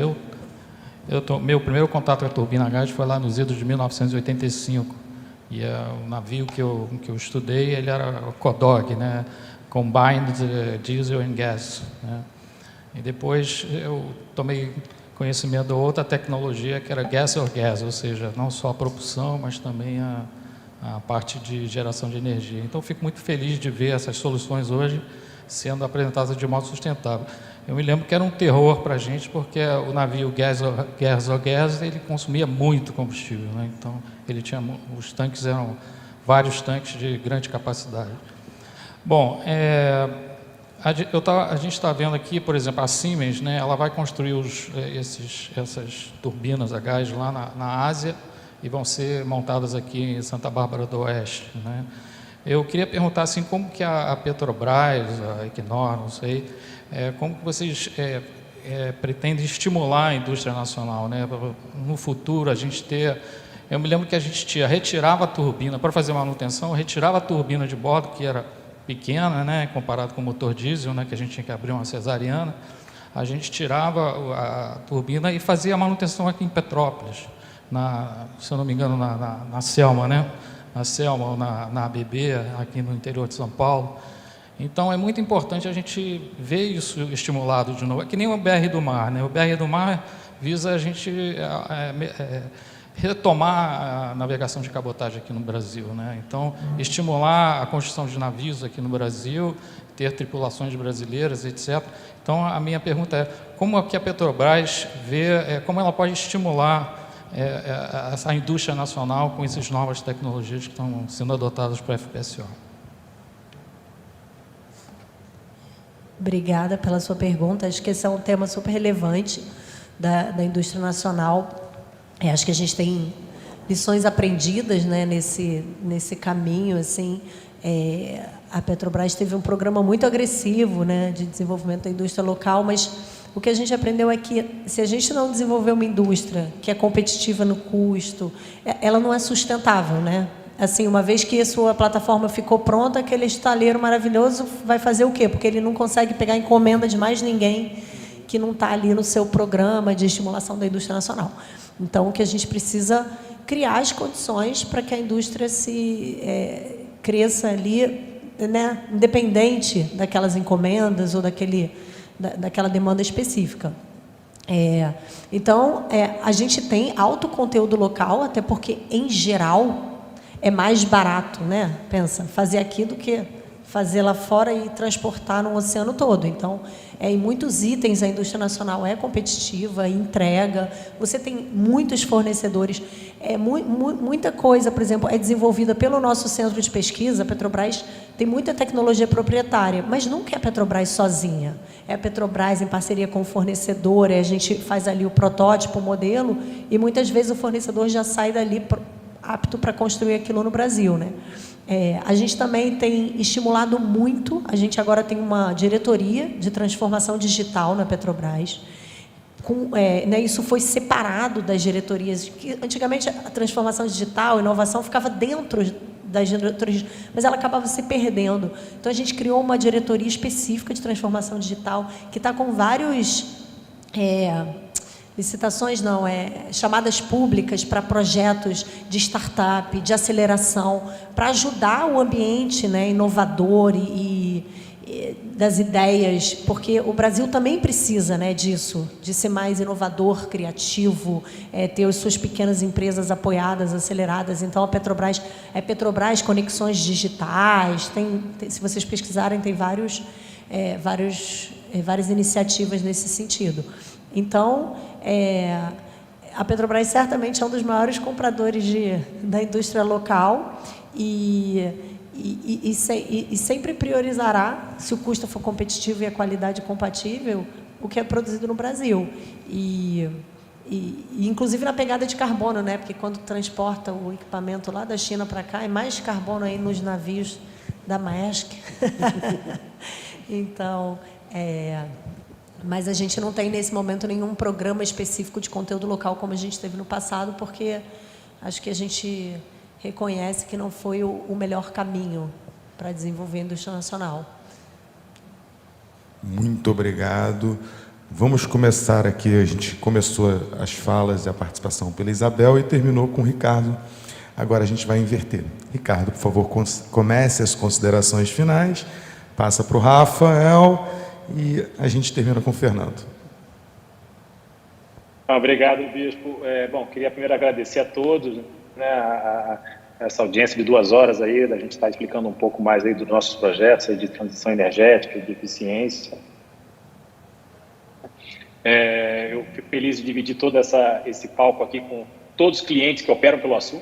Então, a Ocean Pact está com uma base dela lá dentro do Açu, Petrobras e Equinor nem se fala, e os navios do Tomé passam, entram e saem todo dia lá. Então, eu acho que é um prazer aí a gente estar ajudando também aí na logística do nosso grande mercado aí offshore. E também eu acho que uma coisa que eu convidaria a própria Equinor, a própria Petrobras, para a gente conversar mais à frente aí com a Isabel e o Diogo, buscar alternativas de projetos aí, de pilotos e usar as cláusulas de P&D aí que estão sendo flexibilizadas também para investimentos aí na área de transição energética. Então, acho que é uma grande oportunidade aí também de a gente estar olhando alguns projetos pilotos, né, projetos de desenvolvimento que possam testar os fornecedores, possam testar a ideia e eu acho que aí é uma grande oportunidade para a gente também dar uma avançada aí e testar aí as ideias aí, e os projetos para frente. E obrigado bastante a Firjan aí pelo convite aí e estou disponível para próximas palestras aí. Obrigado. Nós que agradecemos. Rafael.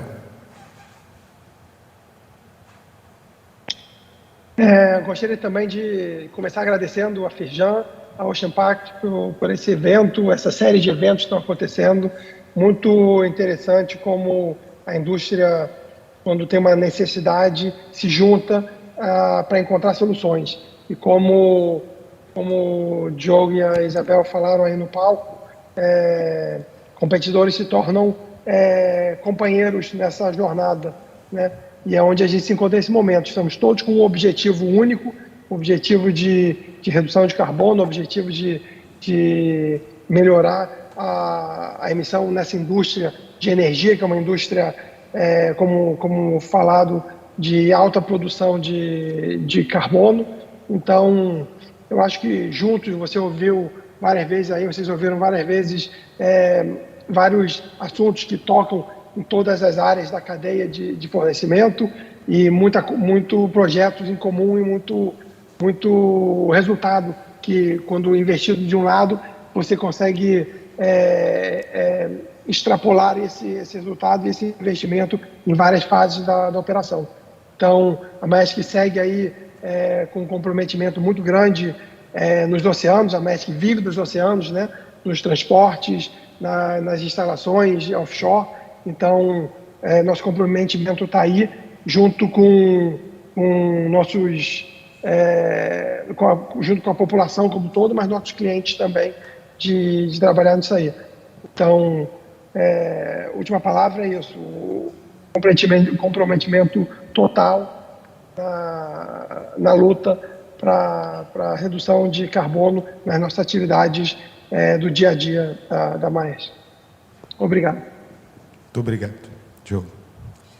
Eu queria só terminar agradecendo, né, primeiro parabenizando a Firjan e o Ocean Pact por essa oportunidade de troca de informação. Acho que esse é o ponto principal.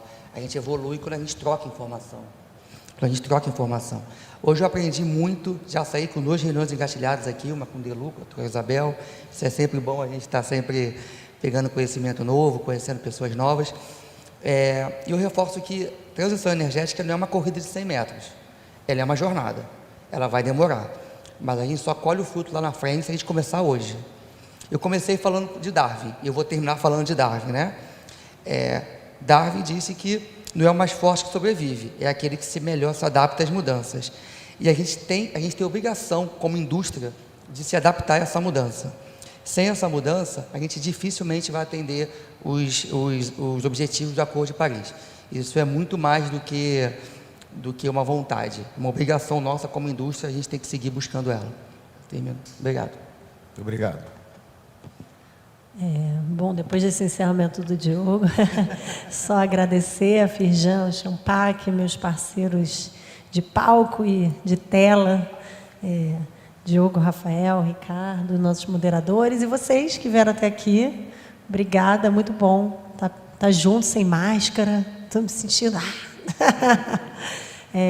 e é isso, para a Petrobras, cada vez mais diálogo e transparência é um valor, então a gente está disponível, aberto, nos procurem. A Firjan tem meu e-mail e aí, vamos juntos construir esse futuro. Obrigada, gente. Muito obrigado. Nós que agradecemos e agradecemos a todos que vieram aqui, a todos que estão com a gente também na transmissão. Foi um prazer essa parceria com a Firjan também, lembrando que esse é o segundo de 3 eventos. O primeiro se chamou Conhecer, que era para a quantificação das emissões. Esse aqui é o Responder, o que a indústria está fazendo a respeito. E o terceiro, no dia 4, Inovar. É o papel da inovação no contexto da transição energética. A gente falou aqui de P&D, a gente falou aqui de inovação e soluções disruptivas. Então, dia 4, a gente tem um evento exclusivo sobre isso. Vai ter aqui o superintendente da ANP de P&D, algumas empresas de petróleo e representantes da academia também. Então, fiquem ligados aí nas redes sociais para os detalhes do evento dia 4. Fora isso, agradecer ao Rafael, ao Ricardo, a Isabel, Diogo, Éber e a todos aqui. E convido a todos para um coquetel aqui atrás. Muito obrigado, gente.